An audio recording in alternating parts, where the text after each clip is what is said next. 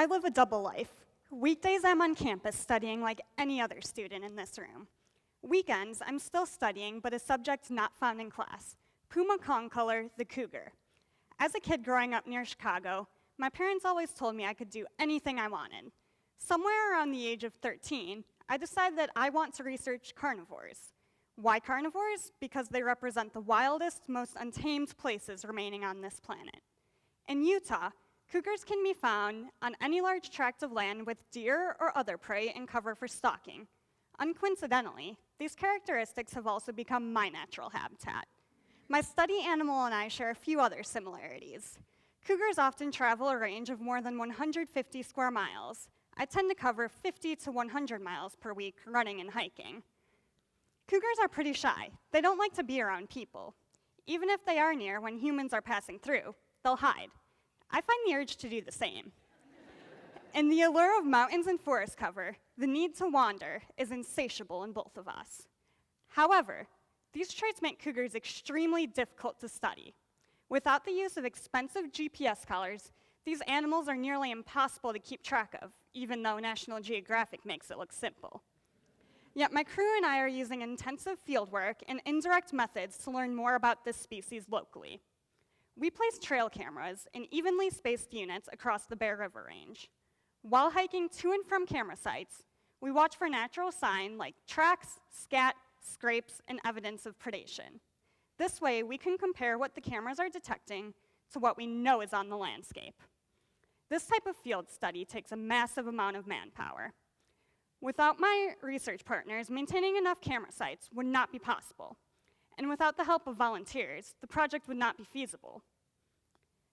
So far, we have collectively covered over 150 miles hiking and managed more than 20 camera stations. With all this effort, it's really hard to find these animals, and they're really elusive, and it's a cause for celebration for every new hit we get, like this photo, for example. Maybe not for the elk, though. It's not a cause for celebration. So far, we have recorded 3 cameras with photos of cougars on them, 5 events of cougars preying on other animals, and 4 additional areas where cougar sign has been found. But it's not just about the cougars. These cameras take pictures of anything that walks past: bobcats, moose, elk, coyotes, and mostly deer. These animals are an important part of the cougars community, and we keep track of them too. And the more I study these animals, the more I behave like them. I follow tree lines instead of sidewalks. I'm constantly keeping an eye out for any sign of wildlife, and I tend to unconsciously follow animal tracks and trails when encountered. I've never seen my study animal, yet I dream about cougars. As Douglas Chadwick wrote, you might call it a life of useful obsession, a manic distension of normal curiosity. While other large carnivores like gray wolves and grizzly bears have been extirpated from much of the West, cougars have been remarkably resistant to human disturbance and historical persecution. But again, this behavior makes cougars a tricky animal to observe. Even experts would hesitate to state a specific number or trend for any given population. As an economically and ecologically important species, as a species that could retreat due to human impacts, I would argue that we need better monitoring for cougars. This is where my project fits in. It hasn't been done before. In fact, cougars in Logan Canyon have never been studied, and some say that it can't be done. But that doesn't mean that I'm not going to make the attempt, because who else is crazy enough to? Going into this research, I was a complete rookie, and to be honest, I'm still learning. Mistakes have been made along the way, but I'm confident that every single one has made me a better researcher, even this poorly placed camera.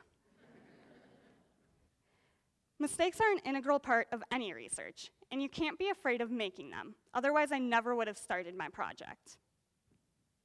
We sometimes play this game while hiking. Whoever falls the most wins. You can stay home and never fall, but you'll never gain the experience you need. You'll never learn how to brush it off and keep your feet under you next time. The person who has fallen the most is the person who has been in the field the most. This is the best part of carnivore research. You get to go play outside, follow deer trails and sometimes cougar trails, and truly be productive at the same time. I'm a city kid, so I really appreciate the degree of wildlife we have so close to home in Logan. The fact that we have cougars and rubber boas, quite literally in our backyard, is amazing to me. And I think a lot of people here forget to appreciate that. But again, it's not just about the cougars. If cougars are around, it means there is enough land to support many other species. It means that vast expanses of wilderness remain for carnivores and the offbeat people who follow them to roam. Thank you.